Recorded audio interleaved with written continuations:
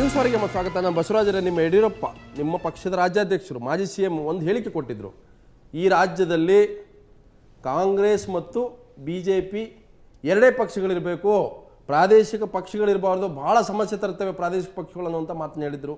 ಅದು JDS ಕುರಿತಾಗಿ. JDS ಪಕ್ಷ ಸರ್ವನಾಶ ಆಗಬೇಕು ಅನ್ನೋ ರೀತಿ ಮಾತಾಡಿದ್ರು. ಇವತ್ತು JDS ಜೊತೆಗೆ ಹೋಗುವಂಥ ಸ್ಥಿತಿ ಇದೆ. ರಾಜಕಾರಣದ ಸಹಾಯಕತೆ ಅನಿವಾರ್ಯತೆಯ ಗೊಂದಲ ಇದೆಯಲ್ಲ, ಆ ಒಳಸುಳಿ ಇದೆಯಲ್ಲ, ಆ ಒಳಸುಳಿಯಲ್ಲಿ ಯಡಿಯೂರಪ್ಪನವರು ಸಿಕ್ಕಾಕೊಂಡಿದ್ದಾರೆ ಇವತ್ತು. ಅವರಿಗೆ ಅವ್ರ ಹೇಳಿಕೆನೇ ಅವ್ರಿಗೆ ಉಲ್ಟಾ ಆಗ್ತಾ ಇದೆ. ಸೊ ಹೀಗಾಗಿ BJPನೂ ನಡೆಯುತ್ತೆ, ಕಾಂಗ್ರೆಸ್ಸು ನಡೆಯುತ್ತೆ. ಯಾಕಂದರೆ ಇದು ಅಧಿಕಾರ ಕೇಂದ್ರಿತ ರಾಜಕಾರಣ. ಸೋತ ತಕ್ಷಣ ಮನೆಗೆ ಕೂಡಕ್ಕಾಗಲ್ಲ, ಮತ್ತೆ ನೀವು ಹೋಗಲೇಬೇಕು ಜನರ ಬಳಿಗೆ. ಆ ಕಾರಣಕ್ಕೆ ಹೇಳ್ತಾ ಇದ್ದೀನಿ, ಯಡಿಯೂರಪ್ಪನವರು ಹೇಳಿದಂಥ ಹೇಳಿಕೆಯನ್ನು ನುಂಗುವ ಸ್ಥಿತಿ ಬಂದಿದೆ. ಆ ಕಾಲಘಟ್ಟಗಳನ್ನ ತಾವು ಯೋಚನೆ ಮಾಡಿಲ್ಲ. ಈ ಕಾಲಘಟ್ಟದ ಬಗ್ಗೆ ಮಾತಾಡ್ತಾ ಇರೋದು. ಅವರು ಮುಖ್ಯಮಂತ್ರಿ ಆಗಿದ್ದಂತ ಸಂದರ್ಭದಲ್ಲಿ ಅವರು ಆ ಮಾತನ್ನು ಹೇಳಿದ್ದಾರೆ.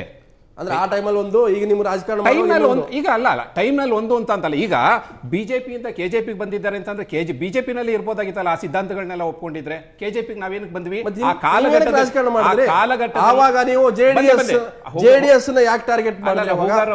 ಕಾಲಘಟ್ಟದಲ್ಲಿ ಹೇಳಿಕೆಯನ್ನ ಕೊಡೋದು, ನಿಮ್ಮ ತಪ್ಪುಗಳನ್ನ, ನಿಮ್ಮ ಹುಳುಕುಗಳನ್ನ, ಅವ್ಯವಹಾರಗಳನ್ನ ಬಯಲಿಗೆಳಿತು. ಪ್ರಾದೇಶಿಕ ಪಕ್ಷ ಖಂಡಿತ ಇಲ್ಲ. ಒಳ್ಳೆಯ ಗವರ್ನೆನ್ಸ್ ಕೊಡುವಂತಹ ಸಂದರ್ಭದಲ್ಲಿ ಅವರಿಗೆ ಯಾವ ಪಕ್ಷ ಹಿತಕರವಾಗಿಲ್ಲ ಮುಂದಿನ ದಿವಸಗಳಲ್ಲಿ ಮತದಾರರಿಗೆ ಅದನ್ನ ಸ್ಪಷ್ಟತೆ ತರಬೇಕಾಯ್ತು. ಅದಕ್ಕೋಸ್ಕರ ಅವರೇನು ಹೇಳಿದ್ರು, ಈ ರಾಜ್ಯದಲ್ಲಿ ಎರಡೇ ಪಕ್ಷಗಳ ಒಂದು ಸ್ಥಾಪನೆ ಆದ್ರೆ ಒಳ್ಳೇದು. ಆ ದೃಷ್ಟಿಯಿಂದ ಮುಂದಿನ ದಿವಸಗಳಲ್ಲಿ ಯಾವುದೇ ಪ್ರಾದೇಶಿಕ ಪಕ್ಷ ಅವಾಗ KJP ಯಾಕೆ BJP ನಲ್ಲಿ ತತ್ವ ಸಿದ್ಧಾಂತಕ್ಕೆ ಮತ್ತೆ ಇವ್ರಿಗೆ ಸಿಗಬೇಕಾದಂತ ಗೌರವಗಳಿಗೆ ಅಲ್ಲಿ ಏನ್ ಆದ್ಯತೆ ಸಿಗಲಿಲ್ವೋ ಅದನ್ನ ತಿಳ್ಕೊಂಡ ನಂತರ ಇವ್ರು ಬಂದಿದ್ದಿಲ್ಲ KJPಗೆ. BJP ಜೊತೆ ಯಾಕೆ ಹೋಗ್ತೀರಿ ಅಂತ. ಈಗ BJPಗೆ ಹೋಗ್ತಾರೆ ಅಂತ ಯಾರು ಹೇಳಿದ್ದು? ಅಲ್ಲ, ನಿಮ್ಮ ನಾಯಕರುಗಳೆಲ್ಲ ಹೋಗ್ತಾ ಇದ್ರಲ್ಲ. ಈಗ ಯಡಿಯೂರಪ್ಪನವರ BJP ಸೇರಿಸ್ಕೊಳ್ಳಿ, ಮುಂದಿನ ಲೋಕಸಭಾ ಚುನಾವಣೆ ನಾಯಕತ್ವ ಬೇಕು. ಈಗ ಈ ಮಾತನ್ನ KJP ನಾಯಕರುಗಳು ಯಾರಾದ್ರೂ ಹೇಳ್ತಾ ಇದ್ದಾರಾ? ಸ್ಪಷ್ಟತೆ ಇರಲಿ ನಿಮ್ಮಲ್ಲಿ. ಮಹದೇವ್ ಪ್ರಸಾದ್ ಯಡಿಯೂರಪ್ಪನವರು ಹೇಳ್ತಾ ಇದ್ದಾರೆ. ಇಲ್ಲ, ಭಾರತೀಯ ಜನತಾ ಪಕ್ಷದ ಹೈಕಮಾಂಡ್ ಪ್ರಸ್ತಾವನೆ ಬರಲಿ, ನಾನು ಬಂದ್ಮೇಲೆ ನೋಡ್ತೀನಿ. ಇಲ್ಲ ಬರ್ಲಿ. ಈಗ ಸಾಮಾನ್ಯವಾಗಿ ಒಂದು ರಾಜಕೀಯ ಪಕ್ಷ ನಾಳೆ ಬರುತ್ತಪ್ಪ, ನಾಳೆ ಬರುತ್ತೆ. ಯಡಿಯೂರಪ್ಪನವರು ನಾಳೆ ಬರುತ್ತೆ. ಈಗ ಬರುತ್ತೆ ಅಂತ ಅಂದ್ರೆ ಮತ್ತೆ ಪದಾಧಿಕಾರಿಗಳಿದ್ದಾರೆ, ಪದಾಧಿಕಾರಿಗಳ ಜೊತೆ ಚರ್ಚೆ ಮಾಡ್ತಾರೆ. ಯಾಕೆ ಅಂತಂದ್ರೆ ನಮ್ಮ ಪಕ್ಷ ಬರಬೇಕು, ನಮ್ಮ ಪಕ್ಷ ಜಯ ಗಳಿಸಬೇಕು ಅಂತ ಹಿನ್ನೆಲೆ ಇದ್ರೂ ಕೂಡ ಮುಂದಿನ ದಿವಸ ಮತದಾರ ಯಾವ ರೀತಿ ಒಲವನ್ನು ತೋರಿಸ್ತಾನೆ ಅದು ಮುಖ್ಯ. ಕಟ್ಟಿ ಏನು ಸಾಧಿಸ್ತೀರಿ ನೀವು? ಅಲ್ಲ, ಖಂಡಿತವಾಗಿ ನಾವು ಸಾಧನೆ ಮಾಡಬೇಕು ಅನ್ನುವಂತ ಉದ್ದೇಶದಲ್ಲೇ ಇಲ್ಲ. ಖಂಡಿತ ಇಲ್ಲ. ನೀವು ಈಗ ಪಕ್ಷ ಕಟ್ಟಿದಂತ 9 ತಿಂಗಳು ಹೋರಾಟ ಮಾಡ್ರಿ, ಸೋಲ್ಲಿ ಖಂಡಿತವಾಗಿ ಕೂಡ KJPಯ ಒಂದು ಸಿದ್ಧಾಂತವನ್ನು ಒಪ್ಪಿಕೊಳ್ಳುವ ಮಟ್ಟದವರೆಗೂ ಕೂಡ ನಾವು ಹೋರಾಟವನ್ನು ಮಾಡ್ತೇವೆ. ಅದಕ್ಕೋಸ್ಕರ ಮುಂದಿನ ಲೋಕಸಭಾ ಚುನಾವಣೆಯಲ್ಲಿ ಏಕಾಂಗಿಯಾಗಿ ಸ್ಪರ್ಧೆ ಮಾಡ್ತೀವಿ ಅಂತ ಯಡಿಯೂರಪ್ಪನವರು ಸ್ಪಷ್ಟತೆಯಿಂದ ಮಾಧ್ಯಮದವ್ರ ಜೊತೆ ML ಸೆಲೆಕ್ಷನ್ ಗೊತ್ತಾಯ್ತಲ್ಲ ವೀರೇನವ್ರೆ, ಅಲ್ಲಿ ಜಗದೀಶ್ ಶೆಟ್ಟರ್ ತಮ್ಮನಿಗಾಗಿ ಅಲ್ಲಿ ಮೈತ್ರಿ ಮಾಡ್ಕೊಂಡು ಇದೆ ಯಡಿಯೂರಪ್ಪನವರು.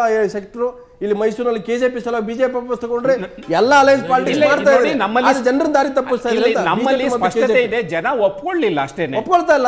ಒಪ್ಕೊಳ್ಳಿಲ್ಲ ಅಂತ ಮುಂದಕ್ಕೆ ನಾವೇನ್ ಮಾಡ್ಬೇಕು ಅಂತ ನಾವು ತೀರ್ಮಾನ ಮಾಡಿ. ಈಗ ನೋಡಿ, ಒಬ್ಬ ಡಾಕ್ಟರ್ ಹತ್ರ ಹೋಗ್ತೀವಿ, ನಮ್ಮ ಕಾಯಿಲೆ ವಾಸಿ ಆಗ್ಲಿಲ್ಲ ಅಂತಂದ್ರೆ ನಾವು ಮತ್ತೆ ಅದೇ ಡಾಕ್ಟರ್ ಹತ್ರ ಹೋಗೋದಿಲ್ಲ, ಪರಿವರ್ತನೆ ಮಾಡ್ಲಿಕ್ಕೋಸ್ಕರ ಬೇರೆ ಡಾಕ್ಟರ್ ಹತ್ರ ಹೋಗ್ತೀವಿ. ಹಾಗೇನೆ ಇವತ್ತು ಮತದಾರರ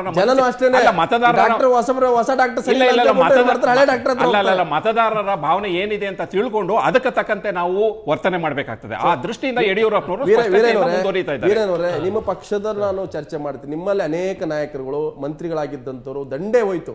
ಸದಾನಂದ ಗೌಡ ಯಡಿಯೂರಪ್ಪನವ್ರು BJP ಬಂದ್ರೆ ರಾಜಕೀಯ ನಿವೃತ್ತಿ ತಗೊಳ್ತೀನಿ ಅಂತ ಹೇಳಿದ್ರು. ಯಡಿಯೂರಪ್ಪನವ್ರು ಹೇಳಿದ್ ನೆನಪಿದೆ ನನಗೀಗಲೂ. ನನಗೇನಾದ್ರೂ BJP ಮತ್ತೆ ವಾಪಸ್ ಹೋಗೋ ಸ್ಥಿತಿ ಬಂದ್ರೆ ನಾನು ರಾಜಕೀಯ ನಿವೃತ್ತಿ ತಗೊಳ್ತೀನಿ. ಇವೆಲ್ಲ ಆಗಿರತಕ್ಕಂಥದ್ದು ರಾಜಕೀಯ ಸಾರ್ವಜನಿಕ ಜೀವನದಲ್ಲಿ ಬಂದಂಥ ಹೇಳಿಕೆಗಳು. ಆದರೆ ಇವತ್ತು ಪ್ರಾದೇಶಿಕ ಪಕ್ಷ ಅನ್ನುವಂಥದ್ದು ಭಾಳ ಚಾಲೆಂಜ್ ಅನ್ನೋದು ಯಡಿಯೂರಪ್ಪನ ಗೊತ್ತಾಗಿದೆ. ಸೊ ಹಾಗಾಗಿ ಅವರು ಆ ಉಳಿವಿಗಾಗಿ ಯಾವುದೇ ಒಂದು ಪಕ್ಷದ ಜೊತೆ, ಅದು ಕಾಂಗ್ರೆಸ್ ಇರ್ಬೋದು, BJP ಇರ್ಬೋದು, JDS ಇರ್ಬೋದು, ಅವ್ರು ರೆಡಿ ಇದ್ದಾರೆ. ಆದರೆ ಹೇಳಿಕೆ ಮಾತ್ರ ನಾನು ಏಕಾಂಗಿ ಅಂತ ಹೇಳ್ತಾರೆ. ಬಹುತೇಕ ಬಾರ್ಗೇನ್ ಮಾಡ್ತಾ ಇದ್ದಾರೆ. ಸರ್, ಈಗ ಭಾರತೀಯ ಜನತಾ ಪಾರ್ಟಿ ಯಾಕೆ ಈ ಬಾರಿ ಅವಕಾಶವನ್ನು ಕಳ್ಕೊಳ್ತು ಅನ್ನುವಂಥದ್ದು ಕಾರಣ ಸ್ಪಷ್ಟ. ಒಡೆದು ಹೋಗಿರ್ತಕ್ಕಂಥ ಹೊಸದಾಗಿ ಪಕ್ಷ ಆರಂಭ ಮಾಡದಿರ್ತಕ್ಕಂಥದ್ದು ಒಂದು ಕಡೆ. ಮತ್ತೊಂದು ಕಡೆ ಇಲ್ಲಿ ಪ್ರಾದೇಶಿಕ ಪಕ್ಷಗಳು ಈ ರಾಜ್ಯದ ಇತಿಹಾಸದಲ್ಲಿ ಸಮಾಜವಾದಿ ಜನತಾ ಪಾರ್ಟಿ ಅಂತೇಳಿ ದೇವೇಗೌಡರು ಸ್ಟಾರ್ಟ್ ಮಾಡಿದ್ರಪ್ಪ, ಇಬ್ಬರು ಗೆದ್ದರು, ಬೈರೇಗೌಡರು ವೆಂಕಟೇಶ್ ಅಲ್ವಾ ಈ ರಾಜ್ಯದಲ್ಲಿ. ಸೊ ಹೀಗಾಗಿ ಯಾರು ಪ್ರಾದೇಶಿಕ ಪಕ್ಷ ಕಟ್ಟಿದಾರೋ ಅವ್ರು ಯಾರೂ ಕೂಡ ಆಡಳಿತ ಹಿಡಿಯುವಷ್ಟು ಸಂಖ್ಯೆಯಲ್ಲಿ ಇದುವರೆಗೂ ಬಂದಿಲ್ಲ. ಹಾಗಾಗಿ ನಾನು ಹೇಳೋದೇನು, ಬಟ್ ಯಾರು ಕೂಡ ತಾಳ್ಲೇ ಇಲ್ಲ ಅಂತ ಅದು ಪರೀಕ್ಷೆ ತಾಳಿಲ್ಲ. ಬಂಗಾರಪ್ಪನವ್ರು ಕಟ್ಟಿದ್ರು ಮತ್ತೆ ವಿಸರ್ಜನೆ ಮಾಡಿಕೊಂಡು ಪ್ರಾದೇಶಿಕ ಪಕ್ಷ ಕಟ್ಟೋದು, ವ್ಯಕ್ತಿಗತ ನೆಲೆಯಲ್ಲಿ ದ್ವೇಷದ ನೆಲೆಯಲ್ಲಿ ನಂಗೆ ಅನ್ಯಾಯ ಆಗಿದೆ ಅಂತ ಪ್ರಾದೇಶಿಕ ಪಕ್ಷ ಕಟ್ಟೋದು, ಎಲ್ಲ ಪ್ರಾದೇಶಿಕ ಪಕ್ಷಗಳು ಕಟ್ಟದಂಥವರು ಒಂದು ಮೈನ್ ಸ್ಟ್ರೀಮ್ ಏನು ಹೇಳುತ್ತೆ ಆ ಪಕ್ಷಗಳ ಜೊತೆ ವಿಲೀನ ಆಗಿರೋದನ್ನ ನಾವು ನೋಡಿದ್ದೇವೆ. ಹಾಗಾಗಿ ಮುಂದಿನ ರಾಷ್ಟ್ರದ ಹಿತದೃಷ್ಟಿಯಿಂದ ಯಡಿಯೂರಪ್ಪನವರು ಮನಸ್ಸು ಮಾಡಬೇಕಾಗ್ತದೆ. ಕಾಂಗ್ರೆಸ್ಸೇತರ ಒಂದು ಗುಂಪನ್ನು, ಒಗ್ಗಟ್ಟನ್ನು, ಒಂದು ಶಕ್ತಿಯುತವಾದ ಪಕ್ಷವನ್ನು ಸಮ್ಮಿಶ್ರ ಪಕ್ಷವನ್ನು ಒಂದು ಮಾಡಬೇಕಾಗ್ತದೆ. ಆ ಕಡೆ ಬಹುಶಃ ಮನಸ್ಸು ಮಾಡ್ಬೇಕನ್ನೋದ್ರಲ್ಲಿ ಎರಡಿದೆ. ಮನಸ್ಸು ಮಾಡ್ಬೇಕಂತಂದ್ರೆ ನೀವು ವಾಪಸ್ ಮನೆಗೆ ಬಂದು ಸೇರ್ಕೊಳ್ಳಿ ಎಲ್ಲರೂ ಅನ್ನೋಂಥದ್ದ ಅಥವಾ ಕೈ ಜೋಡಿಸಿ ಅನ್ನುವಂಥದ್ದ. ಸರ್, ಈಗ ನಾವು ಹೇಳಿದ್ದೇವೆ ಅವರ ಪ್ರಸ್ತಾವನೆಯನ್ನು ಮುಕ್ತ ಕಂಠದಿಂದ ಸ್ವಾಗತಿಸ್ತೇವೆ, ಚರ್ಚೆ ಮಾಡ್ತೇವೆ, ಅವ್ರನ್ನ ಸೇರಿಸ್ಕೊಳ್ತೇವೆ ಅನ್ನುವಂಥದ್ದು ಹೈಕಮಾಂಡ್ ನಿಲುವು ರಾಜ್ಯದಲ್ಲೂ ಕೂಡ. ಆದರೆ ಇವತ್ತು ಬಾಲು ಹೈಕಮಾಂಡ್ನಲ್ಲಿದೆ. ಅವ್ರೇನು ತೀರ್ಮಾನ ತಗೊಳ್ತಾರೋ ರಾಜ್ಯದಲ್ಲಿ ತಗೊಳ್ಳದೇ ಇರೋದೇ ಯಡಿಯೂರಪ್ಪ ಟೆನ್ಷನ್ ಆಗಿಲ್ಲ. ನಮಗಂತೂ ಇನ್ನೂ ಟೆನ್ಷನ್ ಒಂದಂತೂ ಸತ್ಯ, ಕಾಂಗ್ರೆಸ್ಗೆ ಪರಿಯಾದ ಒಂದು ಶಕ್ತಿ ಆಗಬೇಕು. ಆ ಶಕ್ತಿ ಆಗಬೇಕಾದ್ರೆ ಎಲ್ಲ ಪ್ರಾದೇಶಿಕ ಪಕ್ಷಗಳು ಒಗ್ಗೂಡಬೇಕು. ಆ ಒಗ್ಗೂಡೋದಕ್ಕೋಸ್ಕರ ನಮ್ಮ ಪಕ್ಷ ಮುಕ್ತವಾಗಿದೆ ಅನ್ನುವಂಥದ್ದು ನನ್ನ ಭಾವನೆ. ಸೊ ನಾನು ಪದೇ ಪ್ರಕಾಶ್ ಅವರೇ, ಯಡಿಯೂರಪ್ಪನವರು ಮಾನಸಿಕವಾಗಿ ರೆಡಿ ಇದ್ದಾರೆ ಬಿಜೆಪಿಗೆ ಹೋಗೋಕ್ಕೆ, ಬಿಜೆಪಿಯಲ್ಲೂ ರೆಡಿ ಇದ್ದಾರೆ. ಆದರೆ ಕೆಲವು ಶಕ್ತಿಗಳು, ಕೆಲವು ವ್ಯಕ್ತಿಗಳ ಕಾರಣಕ್ಕಾಗಿ ಬಹುತೇಕ ಈ ಪ್ರೊಸೆಸ್ ಎಲ್ಲೋ ಒಂದು ಕಡೆ ಹಾಲ್ಟ್ ಆಗಿದೆ. ಅದು ಅಡ್ವಾಣಿ ಇರ್ಬೋದು, ಅಥವಾ ಅಡ್ವಾಣಿ ಜೊತೆ ಕೂರಿಸ್ಕೊಂಡಂಥ ಅನಂತಕುಮಾರ್ ಇರ್ಬೋದು, ಭಾಳಷ್ಟು ಜನ ನಾಯಕರುಗಳು ಇರ್ಬೋದು. ಮೋದಿ ಏನೇ ಪ್ರಯತ್ನ ಮಾಡಿದ್ರು ಕೂಡ ಯಡಿಯೂರಪ್ಪನವ್ರು ಸೇರಿಸ್ಕೊಳ್ಳೋದು ಅಷ್ಟು ಸಲ್ಲಿಸಲ್ಲ.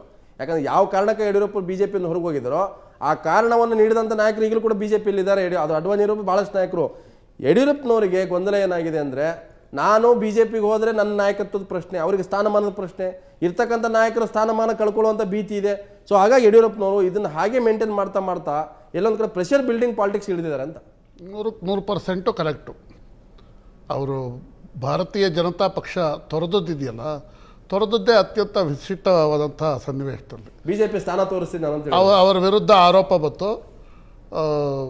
ಆ ಆರೋಪದ ಕಾರಣದಿಂದ ಭಾರತೀಯ ಜನತಾ ಪಕ್ಷದವರು ಮುಖ್ಯಮಂತ್ರಿ ಪದವಿಯಿಂದ ಕೆಳಗಿಳಿಸಿದ್ರು. ಯಡಿಯೂರಪ್ಪನವರು ಭಾರತೀಯ ಜನತಾ ಪಕ್ಷದ ಪ್ರಶ್ನಾತೀತ ನಾಯಕ, ನನ್ನ ಬಿಟ್ಟರೆ ಇನ್ಯಾರೂ ಇಲ್ಲ ಅಂತ ಹೇಳ್ತಾ ಇದ್ರು. ಅಂಥ ಸಂದರ್ಭದಲ್ಲಿ ಅವರನ್ನು ಮುಖ್ಯಮಂತ್ರಿ ಪದವಿಯಿಂದ ಕೆಳಗಿಳಿಸಿ ಸದಾನಂದ ಗೌಡರನ್ನ ಮಾಡಿದ್ರು. ಪ್ರಾಯಶಃ ಅಲ್ಲಿಂದನೇ ಅಲ್ಲಿ ಸಂಘರ್ಷ ಪ್ರಾರಂಭ ಆಯಿತು. ಅವರ ಪ್ರಶ್ನಾತೀತ ನಾಯಕತ್ವಕ್ಕೆ ಕೊಡಲಿ ಪೆಟ್ಟು ಬೀಳಿತು. ಆ ಪ್ರಶ್ನಾತೀತ ನಾಯಕತ್ವಕ್ಕೆ ಕೊಡಲಿ ಪೆಟ್ಟು ಬಿದ್ದ ಪರಿಣಾಮನೇ ಗ್ರ್ಯಾಜುಯಲ್ ಆಗಿ ನಂತರದ ದಿನಗಳಲ್ಲಿ ಅವರು ಕರ್ನಾಟಕ ಜನತಾ ಪಕ್ಷ ಸ್ಥಾಪನೆಗೆ ಕಾರಣ ಆಯಿತು. ಅದನ್ನು ಸ್ಥಾಪನೆ ಮಾಡಿದಾಗ ಯಡಿಯೂರಪ್ಪನವ್ರು ಏನು ಅಂದ್ಕೊಂಡಿದ್ರು ಅಂದರೆ, ಈ ಅಖಂಡ ಕರ್ನಾಟಕದಾದ್ಯಂತ ತಮ್ಮ ಅವರಿಗೆ 2008 ಸಿಕ್ತಲ್ಲ ಬೆಂಬಲ, ಅಂಥ ಬೆಂಬಲ ನನಗೆ ಸಿಗುತ್ತೆ ಅಂತ ಆದರು. 2008 ಸಿಕ್ಕಿದ್ದು ಅವ್ರಿಗೆ ಅನ್ಯಾಯ ಆಯಿತು ಅಂದ್ಬಿಟ್ಟು ಜನ irrespective of cost, Creed, community they voted. ಅದೇ ಮ್ಯಾಂಡೇಟು ಮತ್ತೆ ನನಗೆ ಸಿಗುತ್ತೆ ಅಂತ ಯಡಿಯೂರಪ್ಪನವ್ರು ತಿಳ್ಕೊಂಡ್ರು. ಅವಾಗ ಅವ್ರು ಹೇಳ್ತಾ ಇದ್ದ ಮಾತೇನು, ದೇವೇಗೌಡರು ಅನ್ಯಾಯ ಮಾಡಿದ್ರು ಅನ್ನೋ ಮಾತನ್ನ ಮತ್ತೆ ಇಲ್ಲಿ ಬಿಜೆಪಿನವ್ರು ಅನ್ಯಾಯ ಮಾಡಿದ್ರು ಅಂತ ಹೇಳಿದ್ರು. ಅದನ್ನ ಬಳಕೆ ಮಾಡಿದ್ರು. ಅಂದ್ರೆ ಎರಡನೇ ಸಾರಿನೂ ಅದೇ ಮಾಡಿದ್ರು. ಕರ್ನಾಟಕದ ಜನ ಮೂರ್ಖರಲ್ಲ, ಯಡಿಯೂರಪ್ಪನವ್ರನ್ನ ಎಲ್ಲಿ ಅವರ ಸ್ಥಾನ ಏನು ಅಂತ ತೋರಿಸಿದ್ರು. ಅಷ್ಟಾದ್ರೂ ಹಿ ಸೆಕ್ಯೂರ್ 10% ಓಟ್. 10% ಓಟ್ ಬಂದದ್ದು ಎಲ್ಲಿ ಅವರಿಗೆ ಅಂದರೆ, ಅದು ಸಹ ನನ್ನ ಲೆಕ್ಕಾಚಾರದಲ್ಲಿ ಎಸ್ ಲಿಂಗಾಯತ್ ಮತ ಬ್ಯಾಂಕ್ ಶಿವಮೊಗ್ಗ, ಈ ಭಾಗ, ಮಧ್ಯ ಕರ್ನಾಟಕ, ಸ್ವಲ್ಪ ದಕ್ಷಿಣ ಕರ್ನಾಟಕ, ಸ್ವಲ್ಪ ಮಟ್ಟಿಗೆ ಹೈದರಾಬಾದ್, ಕರ್ನಾಟಕ, ಗುಲ್ಬರ್ಗ. ಆದರೆ ಯಡಿಯೂರಪ್ಪನವರು ನಂಬಿದ್ದಂತಹ ದೊಡ್ಡ ಕೋಟೆ ಮುಂಬೈ ಕರ್ನಾಟಕದಲ್ಲಿ ಅವರನ್ನು ಸಂಪೂರ್ಣ ನೆಗ್ಲೆಕ್ಟ್ ಮಾಡಿಬಿಟ್ರು. ಅಂಥ ಪರಿಸ್ಥಿತಿ ಒಳಗೆ ಏನು ಭಯ ಇದೆ ಯಡಿಯೂರಪ್ಪನವ್ರಿಗೆ ಅಂದರೆ, ಒಂದು ವೇಳೆ ಭಾರತೀಯ ಜನತಾ ಪಕ್ಷಕ್ಕೆ ಪ್ರವೇಶವನ್ನು ತೆಗೆದುಕೊಳ್ಳದೆ ಹೋದರೆ, ಎಂಟ್ರಿ ಸಿಗದೆ ಹೋದರೆ ಅವರ 10% ಓಟ್ ಇದೆಯಲ್ಲ, ದಟ್ ವಿಲ್ ಬಿ ರೆಡ್ಯೂಸ್. ಆ ಭಯ ಇದೆ. ಆದ್ದರಿಂದನೇ ಅವರು ನೀವೇ ಹೇಳ್ದಂಗೆ ಡೆಫಿನೆಟ್ಲಿ ಐ ವಿಲ್ ಎಂಡಾರ್ಸ್. ಅವ್ರಿಗೇನಂತ ಅಂತಂದ್ರೆ, ಪ್ರೆಷರ್ ಬಿಲ್ಡಿಂಗ್ ಟ್ಯಾಕ್ಟಿಕ್ಸನ್ನು ಬಿಜೆಪಿ ಮೇಲೆ ಮಾಡ್ತಾ ಇದ್ದಾರೆ. ನೀವೇನಾದರೂ ಸೇರಿಸ್ಕೊಳ್ದೆ ಹೋದರೆ ಕಾಂಗ್ರೆಸ್ ಜೊತೆ ಹೋಗ್ತೀನಿ. ಥರ್ಡ್ ಫ್ರಂಟ್ ಫೇಲ್ ಆಗೋಯ್ತು ಅವ್ರದ್ದು. ಥರ್ಡ್ ಫ್ರಂಟ್ ಪ್ರಯೋಗ ಏನು ಮಾಡಿದ್ರು, ಈ ಎಲೆಕ್ಷನ್ನಲ್ಲಿ ಜನ ರಿಜೆಕ್ಟ್ ಮಾಡಿದ್ರು. ಕುಮಾರಸ್ವಾಮಿ ಅವ್ರ ಜೊತೆ ಹೂನಾರ ಹಾಕಿಸ್ಕೊಂಡ್ರು. ಆದರೆ people have rejected that third front opportunistic alliance. ಅದರಿಂದ ಅದಾಗೋದಿಲ್ಲ. ಅದರಿಂದ ಕಾಂಗ್ರೆಸ್ ತೋರಿಸ್ತಾ ಬಿಜೆಪಿನವ್ರನ್ನ ಎದುರು. ನನಗೊಂದು ಸ್ಪಷ್ಟ, ನೀವು ಹೇಳೋ ಪ್ರಕಾರ ಯಾವ ಕಾರಣಕ್ಕೂ ಕಾಂಗ್ರೆಸ್ ಜೊತೆ ಹೋಗೋದಿಲ್ಲ. ಆದ್ರೆ ಭಾರತೀಯ ಜನತಾ ಪಕ್ಷ ಹೋಗೋದ್ರ ಬಗ್ಗೆ ವೇದಿಕೆ ಸಿದ್ಧ ಆಗ್ತಾ ಇದ್ರೆ, ಎಲ್ಲ ಒಂದ್ ಕಡೆ ಪ್ರೆಷರ್ ಬಿಲ್ಡ್ ಮಾಡೋ ಮೂಲಕ ನನ್ನ ನಾಯಕತ್ವ ಒಪ್ಕೊಳ್ಳಿ. ಯಾಕೆ ಮೊನ್ನೆ BPRS ಏನ್ ಹೇಳಿದ್ರು, ಯಡಿಯೂರಪ್ಪ ಇಲ್ಲದೆ ಇದ್ರೆ ಮೊನ್ನೆ ನೋಡಿ ವಿಧಾನ ಪರಿಷತ್ ಹೋಗ್ತೀವಿ, ಇಂಡಿಪೆಂಡೆಂಟ್ ಗೆಲ್ಸ್ಕೊಂಡು ನಾವು ಅನ್ನೋ ಮಾತನ್ನು ಹೇಳಿದ್ರು. ಅಂದ್ರೆ ಬಿಜೆಪಿ ನಾಯಕರಿಗೆ ಎಲ್ಲ ಒಂದ್ ಕಡೆ ಪ್ರೆಷರ್ ಬಿಲ್ಡ್ ಮಾಡ್ತಾ ಇದ್ದಾರೆ. ನಾವು ಇಲ್ಲದೆ ನಿಮ್ಗೆ ಆಗಲ್ಲ, ನಿಮ್ ಚುನಾವಣೆ ಎದುರಿಸಕ್ಕಾಗಲ್ಲ. ಅದು ಒಂದು ಸತ್ಯ, ಅದು ನಿಜ. ಏನಂತಂತಂದರೆ ಒಂದು ಆಕ್ರಮಣಕಾರಿ ನಾಯಕತ್ವ ಭಾರತೀಯ ಜನತಾ ಪಕ್ಷದಲ್ಲಿ ಇಲ್ಲ. ಅಷ್ಟರ ಮಟ್ಟಿಗೆ ಯಡಿಯೂರಪ್ಪ ಭಾರತೀಯ ಜನತಾ ಪಕ್ಷಕ್ಕೆ ಹೋದರೆ ಒಂದು ಆಕ್ರಮಣಕಾರಿ ನಾಯಕತ್ವ ಸೃಷ್ಟಿಯಾಗುತ್ತೆ. ಮತ್ತು ನಿರಾಸೆಯಿಂದ ಮೂಲೆಗುಂಪಾಗಿರುವಂಥ ವೋಟರ್ ಮತ ಬ್ಯಾಂಕ್ ಏನಿದೆ ಬಿ ಜೆ ಪಿದು, ಅದು ಸ್ವಲ್ಪ ಅದಕ್ಕೊಂದು ಚೈತನ್ಯ ಬರುತ್ತೆ. ಅಗ್ರೆಸಿವ್ ಆಗಿ they will start to work. ಅದು ಒಳ ಸಂಘರ್ಷಕ್ಕೆ ಮತ್ತೆ ಎಡೆ ಮಾಡಲ್ವ ಅಂತ, ಮತ್ತೆ ಒಳ ಸಂಘರ್ಷಕ್ಕೆ ರಾಜಕೀಯ ಎಡೆ ಮಾಡಲ್ವ ಅಂತ. ಸಂಘರ್ಷ ರಾಜಕೀಯ ಆಗುತ್ತೆ, ಆದ್ರೆ ಏನಿದೆ ಅಂತಂದ್ರೆ ಪರಿಸ್ಥಿತಿ ಲೋಕಸಭೆ ಚುನಾವಣೆ ಚಾಲೆಂಜ್ ಇರೋದ್ರಿಂದ ಮತ್ತೆ ಅಲ್ಲಿ ಸಂಘರ್ಷ ಮಾಡಬೇಕಾದವರು ಲೋಕಸಭಾ ಚುನಾವಣೆಯಲ್ಲಿ ಅಗ್ನಿ ಪರೀಕ್ಷೆಗೆ ಗುರಿಯಾಗಬೇಕಾಗಿದೆ. ಒಳ್ಳೆದಾಡ್ಬೇಕಾಗಿರೋದ್ರಿಂದ ಸದ್ಯಕ್ಕೆ ಒಳ್ಳೆದಾಡ್ಮೇಲೆ ನಾಯಕತ್ವ ಇಲ್ಲ ಅಂತ ನಮ್ಮ ಅಕ್ರಮಣ ನಾಯಕತ್ವದ ಬಗ್ಗೆ ಅಲ್ಲ.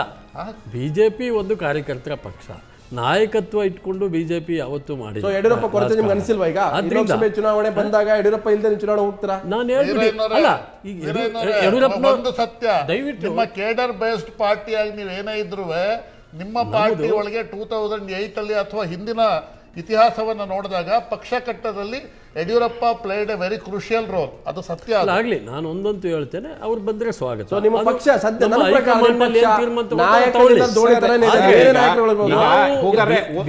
ಕೊನೆಯದಾಗ ಒಂದು ಮಾತು ಹೇಳಲಿಕ್ಕೆ ಇಚ್ಛೆ ಪಡ್ತೀನಿ.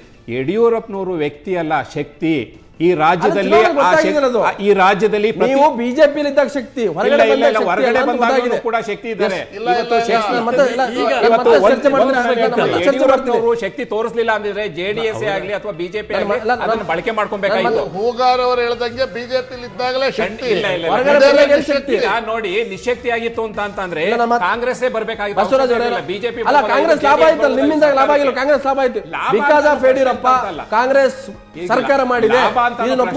ಯಡಿಯೂರಪ್ಪನವರು ತಮ್ಮ ಕಾಂಗ್ರೆಸ್ ಒಪ್ಕೊಳ್ತಾ ಇದ್ದಾರೆ, ಬಸವರಾಜ್ ಕಾಂಗ್ರೆಸ್ ಒಪ್ಕೊಳ್ತಾ ಇದ್ದಾರೆ. ಯಡಿಯೂರಪ್ಪ ಫ್ಯಾಕ್ಟರ್ ನಮಗೆ ಗೆಲುವಿಗೆ ಕಾರಣ. ನಾನು ಮತ್ತೆ ಚರ್ಚೆ ಮಾಡ್ತೀನಿ, ಅದಕ್ಕಿಂತ ಮೊದಲು ಒಂದು ಬ್ರೇಕ್.